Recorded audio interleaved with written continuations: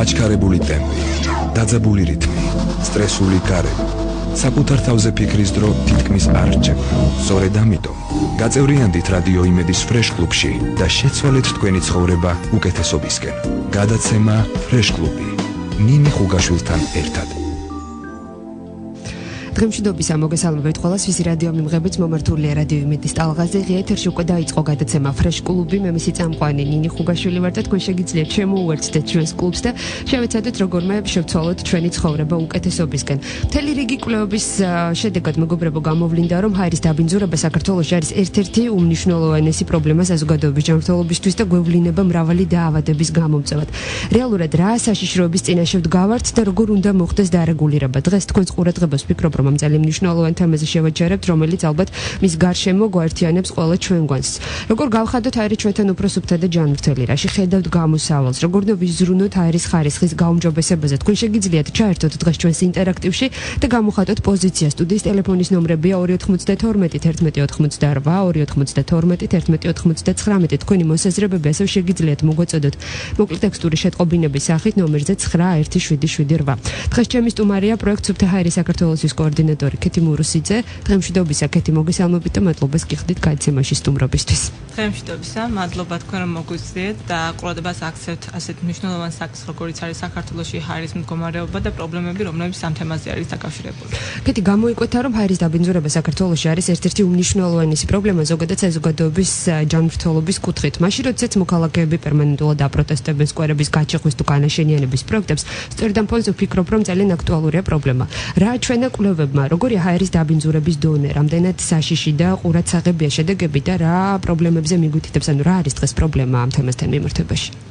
გეთანხმებით, ნამდვილად საზოგადოებას არ აქვს შესაბამისი აქცენტი გაკეთებული საქართველოში ჰაერის მდგომარეობასთან დაკავშირებით, თუმცა პრობლემა საკმაოდ საგანგაშოა.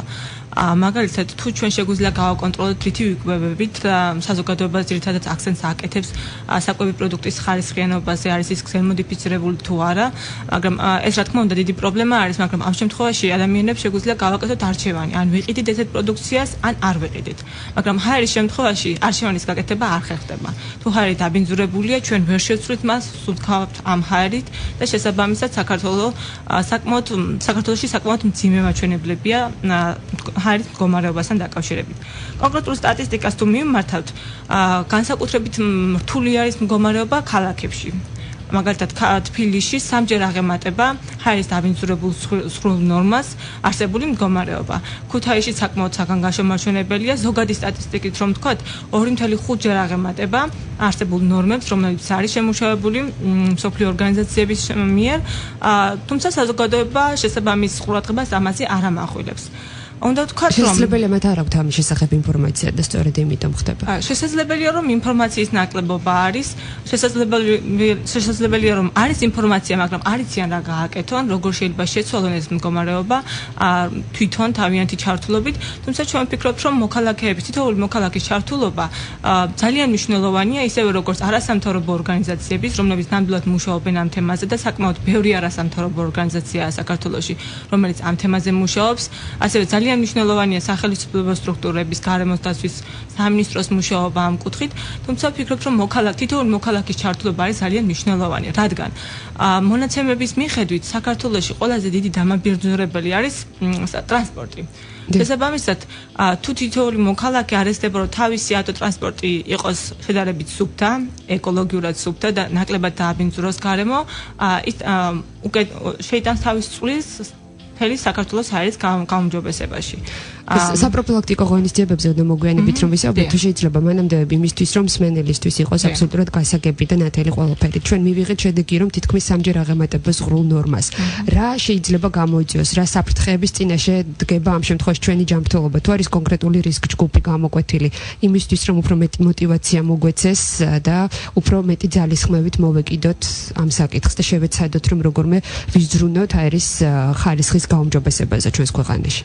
რა თქმა უნდა არის კონკრეტული დაავადებები, რომლებსაც ის ჰაერის დაბინძურება იწვევს, მაგალითად გაერთიანებული ერების გარემოს დაცვის პროგრამაში პირდაპირ არის მითითებული, რომ საქართველოში არსებული ჰაერის მდგომარეობა რეალურად 12 თვით ამცირებს თითოეული ადამიანის სიცოცხლეს, რაც არის საკმაოდ საგანგაშო მაჩვენებელი. ასევე გაერთიანებული ერების გარემოს დაცვის პროგრამაში არის მითითებული, რომ პოსტსაბჭოთა ქვეყნებში, აი ამ სივრცეში, სადაც საბჭოთა კავშირი არსებობდა, განსაკუთრებით მძიმე არის მდგომარეობა და ყოველწლიურად ჰაერის დაბინძურების გამო იღუპება 40,000-ზე მეტი ადამიანი. როგორ ხდება იმისთვის, რომ სანდოობის ხარისხი იყოს უფრო მეტად ამოღლებული? როგორ ხდება ამ შედეგების გამოკვლევა? როგორ ადგენთ, რომ 12 თვით ამცირებს სიცოცხლეს ან რის მიხედვით გინდება, რომ თუნდაც პოსტსაბჭოთა სივრცეში 40,000 ადამიანი იღუპება ყოველწლიურად სწორედ ჰაერის დაბინძურების და ჰაერის ხარისხის გაუარესების ფონზე? რა თქმა უნდა, ასე ვთქვათ, ამ სტრუქტურას, მუშაობის სტრუქტურას ადგენს გაერთიანებული ერების გარემოს დაცვის სააგენტო, რომელიც მუშაობს ამ სპეციალური ინდიკატორების შემუშავებაზე. ასევე ჩვენ შეგვიძლია გამოვიკვლიოთ და არსებობს მონაცემები თუ რომელი დაავადებებით იღუპებიან ადამიანები ბოლო პერიოდში უფრო მეტად და ამ დაავადებების გამომწვევი მიზეზები, რომლებშიც ჰაერის მდგომარეობას, ჰაერის დაბინძურებას საკმაოდ დიდი წვლილი მიუძღვის. შესაძლებელია მოქალაქეები ჩვენ ყოველდღე ვერ ხედავთ ამ პრობლემას, სუნთქავთ ჰაერს მივეჩვიეთ, მაგრამ რეალურად შემდგომში ამას საკმაოდ დიდი ზიანი შეუძლია მიაყენოს ჩვენ ჯანმრთელობას. საქართველოს საკმაოდ გამოირჩევა თავისი სამწუხარო სტატისტიკით, ონკოლოგიური დაავადებები საქართველოში საკმაოდ ბევრია. ეს თითოეულ ჩვენგანს გვესმის, ჩვენი ოჯახის წევრი თუ არა, ახლობელი, მეზობელი ან ასე შემდგომ, ხშირად არის დაავადებული სწორედ ონკოლოგიური დაავადებები და ამის გამომწვევი მიზეზი სხვა მრავალ პრობლემასთან ერთად არის გარემო და ჰაერის სისუფთავე. შესაბამისად ძალიან მნიშვნელოვანია გავამახვილოთ ყურადღება ჰაერის ხარისხზე, რადგანაც კონკრეტული დაავადებების ჩამონათვალს თუ მივხედავთ, ხომ? თუ შევხედავთ, ეს არის სიმსივნის პირდაპირ არის მითითებული, რომ ეს გარემოს დაბინძურება, ჰაერის დაბინძურება იწვევს სიმსივნეს, გულსის ძარღვთა დაავადებებს, ასთმას, დერმატიტს, ანუ კანის დაზიანებას, აზიანებს ნერვულ ქსოვილს და იწვევს მთელ რიგ სასუნთქი გზების დაავადებას, მაგალითად ბრონხულ ასთმას, ფილტვების დაავადებას და ასე შემდგომ. ეს ერთ დღეში არ ხდება, რა თქმა უნდა, დროთა განმავლობაში გროვდება, მაგრამ თუ ამას ყოველდღიურად ყურადღებას არ მივაქცევთ, შესაბამისად დაავადებას ახასია და სტატისტიკა საგანგაშოა. განსაკუთრებული რისკის ჯგუფში შედიან, თქვათ, მოზარდები ალბათ, რომელიც ყველაზე სენსიტიურია ჩვენთვის. რა თქმა უნდა, მოზარდები შედიან განსაკუთრებულ რისკის ჯგუფში და ასევე ორსული ქალები, პატარა ბავშვები, რომლებთაც არ აქვს შესაბამისად განვითარებული თავიანთი სასუნთქი გზების სისტემა, არ არიან მიჩვეული და ადაპტირებული არსებულ გარემოს, დაბინძურებულ გარემოს სამწუხაროდ, ისინი არიან ყველაზე დიდი რისკ ჯგუფში შედიან ისინი სწორედ. რაც შეეხება სოფლად ცხოვრებას, უფრო უკეთესია ამ შემთხვევაში მაჩვენებელი. თქვენ ახსენეთ, რომ ავტოტრანსპორტის გადაადგილება არის ერთ-ერთი მთავარი გამომწვევი. მხოლოდ მას შეიძლება დავაბრალოთ, თუ გავითვალისწინებთ, რომ საკმაოდ მოძველებული ტრანსპორტით გადაადგილდებიან დღეს ჩვენი მოქალაქეები. ეს არის ერთ-ერთი მნიშვნელოვანი ფაქტორი, თუ კიდევ არის სხვა გამომწვევი, რომელიც მნიშვნელოვნად აზიანებს ჰაერის ხარისხს. სწორად აღნიშნეთ, რომ დღეს საქართველოში სოფლად ცხოვრება უფრო, ასე ვთქვათ, ჯანსაღია და კარგი არის თითოეული ადამიანისთვის, მაგრამ სოფლებში სხვა პრობლემები არის. ქალაქია ძირითადად ატვირთული და თუ გადავხედავთ სტატისტიკას, ასევე დაბინძურების, ჰაერის დაბინძურების მაჩვენებელში 71% მიუძღვის სწორედ ავტომანქანას. 25% ენერგეტიკის შესაბამის ასე ვთქვათ სტრუქტურებს, 4% მიუძღვის მრეწველობას, რადგანაც საქართველოში მრეწველობა მოგვახსენებათ შემცირებულია და ასევე დადებითი ნაბიჯი გადაიდგა ის, რომ რუსთავში დამონტაჟდა სპეციალური ფილტრები, რომლებიც ასუფთავებს ჰაერს და შესაბამისად აღარ აბინძურებს ესე გარემოს. გამომდინარე იქიდან, რომ 71% დაბინძურებისა სწორედ მანქანებზე მოდის, ამ მხრივ ყველაზე დიდი პრობლემა აქვს დიდ ქალაქებს და არა სოფლებს. სოფლებს შედარებით მცირე და ეს ამაზე მეტყოლებს სწორედ ის მაჩვენებლები, რომლებიც გროვდება მთელი საქართველოს მასშტაბით, დაახლოებით 5 ქალაქში ახერხებს გარემოს დაცვის სამინისტრო ამ მონაცემების მიღებას და ამ მონაცემების საფუძველზე შეგვიძლია ვთქვათ, რომ ავტოტრანსპორტის დაბინძურების დონე თბილისში ყველაზე მაღალი არის, თუმცა მაღალია დიდ ქალაქებში, როგორიც არის ქუთაისი, ბათუმში განსაკუთრებით ტურისტულ პერიოდში და ესეთი პრობლემაა. ჩვენ ერთ-ერთი მსმენელი ფიქრობს, რომ რადგან ალბათ საუბრობდით, რომ ეს არის ძირითადად დიდი ქალაქების პრობლემა, ფიქრობს, რომ ყველაზე მნიშვნელოვანი აქ არის სკვერების გაშენება, რომელიც უკვე იჩეხება და სავალალო ზღვარზე ვართო. რა თქმა უნდა, სკვერების განაშენიება ძალიან დიდი მნიშვნელობა აქვს და როლი აქვს, იმიტომ რომ მწვანე საფარი მოგხსენებათ, რომ ჰაერის სისუფთავეს უზრუნველყოფს და ეს საკმაოდ დიდი პრობლემა არის დაახლოებით 20 წელიწადში თბილისში ისე შეიცვალა საერთოდ, რომ მწვანე საფარის მიხედვით, რომ საგანგაშოა მდგომარეობა. თუმცა, მხოლოდ მწვანე საფარს რომ მწვანე საფარი უნდა დავრგოთ, რა თქმა უნდა, ამასაც უნდა ვიზრუნოთ, მაგრამ ამასთან ერთად უნდა ვიზრუნოთ იმაზე, რომ ჩვენს მიერ ჰაერის დაბინძურება შემცირდეს. კონკრეტულად ჩვენი ავტომობილის გამონაბოლქვით. რაში ხედავთ გამოსავალს ძალიან საინტერესოა ჩვენი მოქალაქეების, ჩვენი მსმენელების პოზიცია. თქვენ შეგიძლიათ დაგვირეკოთ ტელეფონის ნომრებზე 292 11 88 292 11 99, ასევე SMS-ით შეგიძლიათ მოგწეროთ თქვენი მოსაზრება ნომერზე 917778. მე აქ შეგახსენებთ, რომ SMS-ის ღირებულება შედგეს თქვენი მობილური ოპერატორის სტანდარტულ ფასს. ჩვენ სულ რამდენიმე წუთით უნდა შევისვენოთ წინ გველოდება სარეკლამო ბლოკი, უკაცრავად და რამდენიმე წუთში დავბრუნდებით, რაში ხედავთ თავად თქვენ გამოსავალს, როგორც უკვე აღნიშნე, მნიშვნელოვანია ჩვენთვის ფიქრობ, რომ თქვენი მოსაზრებები დაეხმარებით პროექტის განხორციელებაში ავტორებს და ასევე მნიშვნელოვანია, რას ფიქრობენ თავად ამ პროექტის სუფთა ჰაერის საქართველოსთვის წარმომადგენლები, რაზე აკეთებენ ძირითად მინიშნებებს, როგორ ფიქრობენ, როგორ უნდა შეიცვალოს ჰაერის ხარისხი საქართველოში, რა ღონისძიებების გატარება აუცილებელი მოქალაქეების ჩართულობა, რა ნიშნით უნდა მოხდეს და რა უნდა გავაკეთოთ ყველამ იმისთვის, რომ უკეთესი ჰაერი ვისუნთქოთ და დაავადებები, რომლის შესახებაც კეთი მურუსიძე საუბრობდა გადაცემის პირველ ნაწილში, როგორმე იქნას აღმოფხვრილი რა ვადებშია განსახორციელებელი პროექტი და რამდენ ხანში უნდა დაველოდოთ შედეგის დადგომას ამ ყველაფრის შესახებ უკვე გადაცემის მეორე ნაწილში ვისაუბრებთ. სუფთა ჰაერი საქართველოსთვის რა პრობლემის წინაშე ვდგავართ და როგორ უნდა მოხდეს დარეგულირება. სწორედ ამ თემაზე შევაჩერეთ დღეს თქვენი ყურადღება. მადლობა რომ გვისმენთ. სულ რამდენიმე წუთში დავბრუნდებით დღე ეთერში. ფრეშ კლუბი ნინი ხუგაშვილთან ერთად. დღემშვიდობისა კიდევ ერთხელ მოგესალმებით გადაცემის წამყვანი მე ნინი ხუგაშვილი, თქვენ გისმენთ გადაცემას ფრეშ კლუბი. დღეს ვსაუბრობთ თემაზე სუფთა ჰაერი საქართველოსთვის რა პრობლემის წინაშე ვდგავართ და როგორ უნდა მოხდეს დარეგულირება. დღეს ჩემი სტუმარია პროექტ სუფთა ჰაერი საქართველოსთვის კოორდინატორი კეთი მურუსიძე. კიდევ ერთხელ დღემშვიდობისა კეთი და განვაგრძობთ თემაზე საუბარი, ვინც სწორედ ახლა შემოგვიერთებ, მე შეგახსენებთ, რომ ჩვენ ვსაუბრობთ პრობლემაზე, რომელიც კვლევების მიხედვით დადგინდა, რომლის მიხედვითაც კვლევების უკაცრავად კვლევებმა აჩვენა, რომ თითქმის სამჯერ ემატებოს ღრულ ნორმას ჰაერის ხარისხი საქართველოში, რაც მნიშვნელოვნად განაპირობებს სხვადასხვა დაავადების გამოწვევას და შედეგიც ახეზია, როგორც კეთი აღნიშნა, ონკოლოგიური დაავადებების, თქვათ, მნიშვნელოვნად მატება, გულსისხლძარღვთა დაავადებების, ქრონიკული დაავადებების.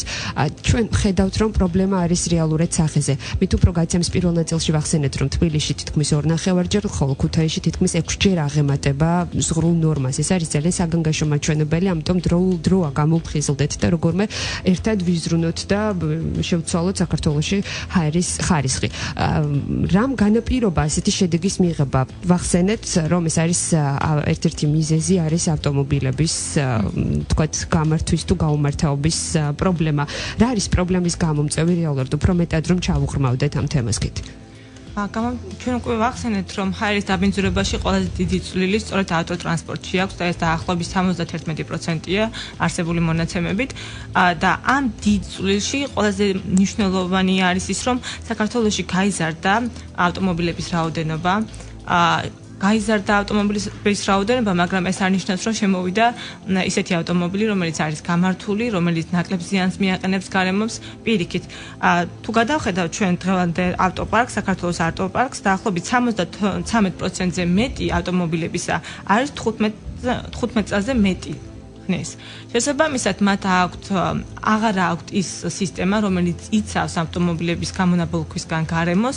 ამასთან ერთად, თუ ეს არის სპეციალური მოწყობილობა, ძალიან ბევრ მძღოლს ესოდინება კიდეც, ეს არის კატალიზატორული გარდამქმნელი კონვერტერი, რომელიც არის დამონტაჟებული მანქანის უკანა ნაწილში, რომელიც უზრუნველყოფს გამონაბოლქვის მავნე ნივთიერებების შემცირებას, გადამუშავებას და შესაბამისად მანქანის გადაადგილება ნაკლებად საზიანო ხდება გარემოსთვის.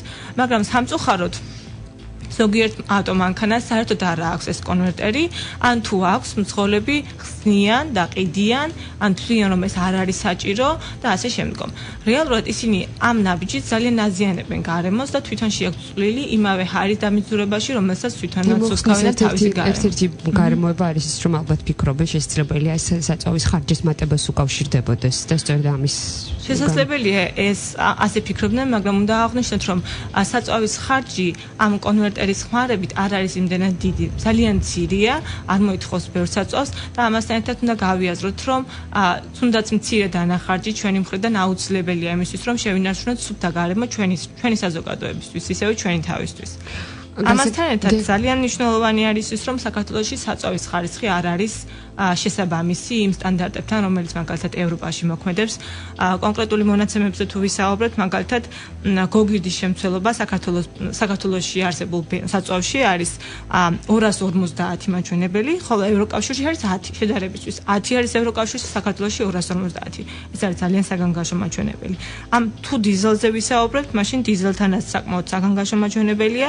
300 არის საქართველოში გოგირდის შემცველობის ნორმა და ევროკავშირში არის 10.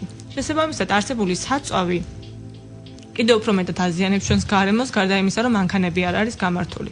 და ამასთან ერთად მნიშვნელოვანია საზოგადოების ცოდნა, ჩართულობა, ცნობიერების ამაღლება, რადგანაც მათ შეუძლიათ თავიანთი, ასე ვთქვათ, ცოდნით და მოქმედებით შეამცირონ გარემოზე უარყოფითი ზემოქმედება, რაც ავტოტრანსპორტს აქვს. რაში ხედავთ თქვენ თავად გამოსავალს? აღნიშნეთ გაცემის პირველ ნაწილშიც და ახლაც, რომ მოსახლეობის და მოქალაქეების ჩართულობა არის გადამწყვეტი.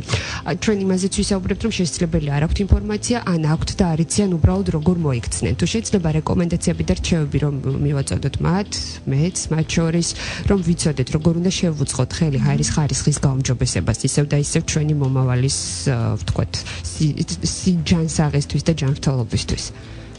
რა თქმა უნდა, პირველ რიგში საჭიროა რომ მოვიხმაროთ შედარებით სუფთა საწვავი და ეკონომია არ გავაკეთოთ ამ კუთხით. რომ საქართველოში არ შემოდის საწვავს თავისი ხარისხი. რა თქმა უნდა, ეს არ არის მთლიანად მომხმარებელზე დამოკიდებული, ეს არის კომპანიებზე დამოკიდებული, რაც შეიძლება სუფთა საწვავი უნდა შესთავაზონ, თუმცა საწვავის ხარისხზე არის დამოკიდებული მისი ფაზი და ხშირ შემთხვევაში ქართველი მომხმარებელი უფრო მეტად სიაფეს აქცევს ყურადღებას, ვიდრე ჯანსაღ პროდუქციას, რომელიც შემდგომ გარემოზე ზემოქმედებს.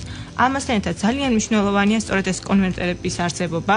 არ უნდა მოხსნათ ეს კონვერტერი, უნდა იყოს დამაგრებული, სწორედ იმიტომ აქვთ გაკეთებული ეს, რომ საჭირო არის, რადგანაც კარგად დასავლეთის ქვეყნებს კარგად აქვს გააზრებული, რომ ეს პრობლემა საკმაოდ მნიშვნელოვანია. გააზრებული აქვს ეს მოქალაქეებსაც და შესაბამისად, თუნდაც მცირედი საწვავის ხარჯზე კონვერტერს არ ხსნიან ისინი. ამასთან ერთად უნდა ვეცადოთ, რომ რაც შეიძლება ნაკლებად გადავადგილდეთ ავტომობილით, პირადი მანქანით, თუ ამის აუცილებლობა არ არის. ცხოვრების ჯანსაღი წესის პროპაგანდასაც ეწევით. ეს არის პირადად ჩვენთვისაც კარგი, გამომდინარე იქიდან, რომ ჯანსაღი ცხოვრების წესი არის ფეხის სიარული, თუნდაც ესე. და ამასთან ერთად გარემოსაც ნაკლებ ზიანს მივაყენებთ. მაგალითად, ახლა ხან წავიკითხე, რომ დუბაიშის გადაწყვიტეს, რომ მოეწყოთ დღეს, სადაც საერთოდ ავტომობილების გარეშე იმოზრავებდნენ ქალაქში და ძალიან მნიშვნელოვანია ესეთი აქციების ჩატარება საქართველოშიც, მაგრამ ეს არ უნდა იყოს მხოლოდ ერთჯერადი სახით და წელიწადში ერთი დღე ავტომობილების გარეშე. ეს უნდა თითოეულმა ჩვენგანმა უნდა გავიაზროთ ის წვლილი, რომელიც ჩვენ შეგვაქვს გარემოს დაბინძურებაში და უნდა ვეცადოთ, რომ ნაკლებად გადავაადგილდეთ ავტოტრანსპორტით და ვიხმაროთ უფრო მეტად საზოგადოებრივი ტრანსპორტი, თუმცა ამ მხრივაც ბევრი პრობლემებია და ეს გასაგებია. პირადი ავტომობილს რომ შეელიოს ვინმე მეეჭვმეპარება, თუმცა თქვენ განაცხადეთ, რომ შეგვიძლია შევამციროთ საწვავის მოხმარება დაახლოებით 25-30%-ით. როგორ უნდა მოვახერხოთ ეს? არსებობს ესე ვთქვათ, ეკოდრაივინგი, ესე უწოდებენ დასავლეთში, ეს არის ეკოლოგიურად სუფთა გადაადგილება, ასე ვთქვათ. მძღოლებს თვითონ შეუძლიათ დაახლოებით 20-25%-ით შეამცირონ თავიანთი ავტომობილის მავნეზე მოქმედება გარემოზე. არის, ასე ვთქვათ, სპეციალური ხერხები ამისთვის ისწავლება კიდეც ეს ეკოდრაივინგი. მაგალითად, მძღოლს შეუძლია რომ გახურების მომენტი, ასე ვთქვათ, მანქანის გახურების მომენტი შეამციროს, ზოგიერთ მანქანას ეს საერთოდ არ სჭირდება, ზოგიერთ სჭირდება უფრო ცოტა ხნით, ეს დაძვრასთან და სპეციალურ ტექნიკურ დეტალებთან არის დაკავშირებული, რომელსაც შეუძლიათ გაეცნონ. ინტერნეტში საკმაოდ ბევრი მონაცემები და არის ორგანიზაციები, რომლებიც ამაზე მუშაობენ. შესაძლებელია სპეციალური კურსების გავლაც იმისთვის, რომ შეძლონ უფრო ეკოლოგიურად გადაადგილდნენ.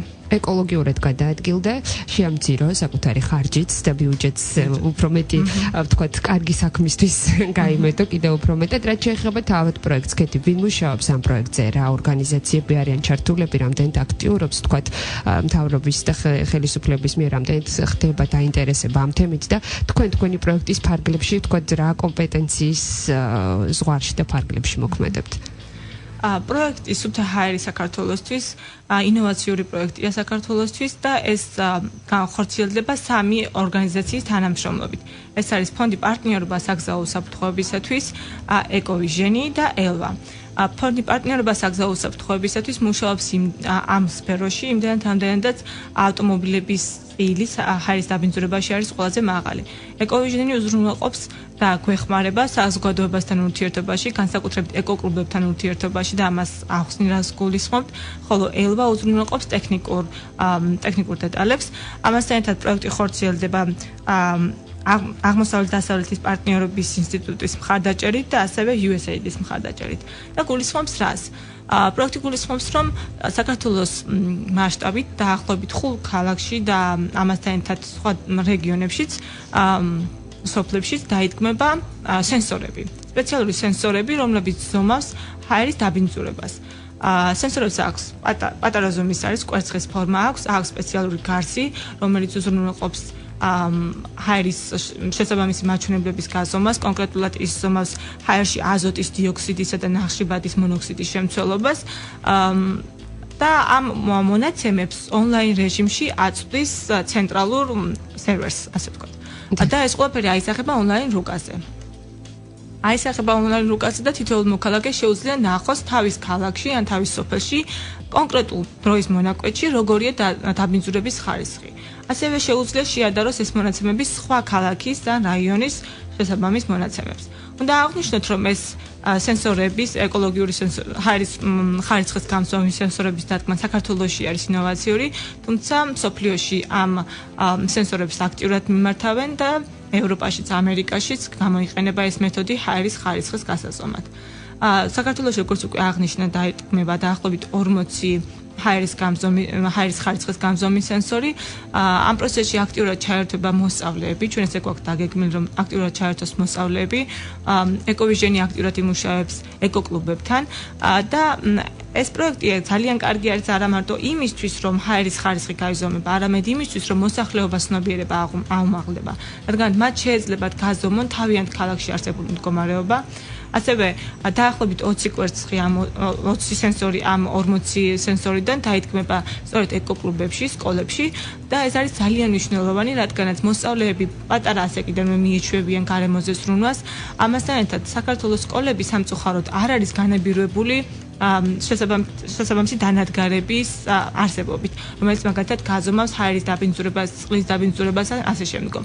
ამ შემთხვევაში პროექტის ფარგლებში დაიდგმება თუ არა ეს სენსორების სკოლებში, მოსწავლეები შესაბამისად ისწავლიან, ჩაუტარდება ტრენინგი მისი მოხმარების შესახებ და ამასთან ერთად დააფუძნებენ თავიანთ ცოდნას და განათლებას სწორედ ამ მონაცემებზე. და ეს სენსორები შემდგომ პროექტის დასრულების შემდგომ სკოლებში დარჩება და ბავშვები გააგრძელებენ ამ კუთხით მუშაობას. თქვენ გეგმავთ მიზანმიმართული ადვოკატირების კამპანიის წარმართვასაც. რას გულისხმობს ადვოკატირების კამპანია? ეს გულისხმობს იმას, რომ მიღებული მონაცემები, რაც დაგვიგროვდება ამ ჰაერის ხარისხის გამზომის სენსორებიდან, შევაგროვებთ ამ მონაცემებს და მიმართავთ გარემოს დაცვის სამინისტროს არასამთავრობო ორგანიზაციებს, რათა კონკრეტული ნაბიჯები გადავდგათ ამ პრობლემის აღმოსაბრყელად.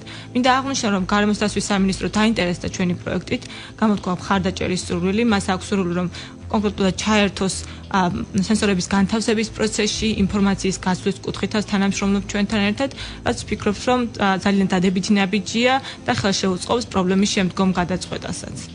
და გაიცემის მიწურულს თუ შეიძლება რომ ვისაუბროთ უშუალოდ პროექტის შესახებაც, პირველი ნაწილი, როგორც უკვე აღნიშნეთ, არის სენსორების დამონტაჟება. რა ვადებში უნდა მოხდეს, თქვა, ამ ძირითადი სამუშაო პროცესის დასრულება, როდესთვის იქნება ეს ბაზა მზად, რომ შემდეგ უკვე მე რამდენადაც ხვდები თქვენი კომპეტენცია შემოიფარგლება მხოლოდ ინფორმაციის მოძიებით და მიწოდებით შესაბამისი ორგანოებისთვის, ხომ? რა ვადებში გულისხმობთ თქვენ ამას და როგორ ფიქრობთ გამომდინარე იქიდან, რომ უამრავ ორგანიზაციასთან გაქვთ კონტაქტი და ინფორმაციის გაცვლა გამოცდილ თქვა ონლაინ მუდმივ რეჟიმში ხდება. რა ვადებშია შესაძლებელი რომ თუნდაც მცირედით შეეტყოს ჩვენს ჰაერის ხარისხის გაუმჯობესება? უნდა აღვნიშნოთ, რომ სამი ორგანიზაცია აქტიურად მუშაობს უკვე ამ ეტაპზე. შეძენილი არის სენსორები, რომლებიც მალე ჩამოვა საქართველოში. მათი დამონტაჟება პრობლემა არ არის, იმიტომ რომ ძალიან მოსახერხებელი ფორმის, ზომის და განსანთავსებელია. უპრობლემო არ შეიძლება ითქვას. ჩვენი ორგანიზაცია ამ კუთხით აქტიურად მუშაობს, ასევე მოვიძიეთ ადგილები, სადაც შეიძლება განვათავსოთ ეს სენსორები საქართველოს 5 ქალაქში და ასევე დაითქმება ისეთ რეგიონებში, სადაც ჩვენი აზრით ნაკლებად უნდა იყოს დაბინძურებული გარემო, რათა შედარება მოხდეს.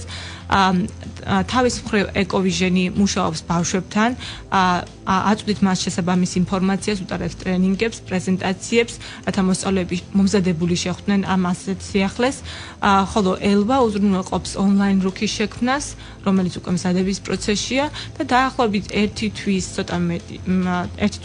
შემდგომ ჩემი აზრით ჩვენი აზრით მოხერხდება ამ სენსორების განთავსება და პირველი მონაცემების მიღება. ამასაც უნდა აღვნიშნოთ, რომ ეს სენსორები უნიკალურია იმ მხრივ, რომ ჩვენ შეგვიძლია ნებისმიერ დროს გავიგოთ ინფორმაცია. ყოველწამიერად მოეწოდება ეს ინფორმაცია. ესეთი შესაძლებლობა ჯერჯერობით საქართველოს აქამდე არ ქონია.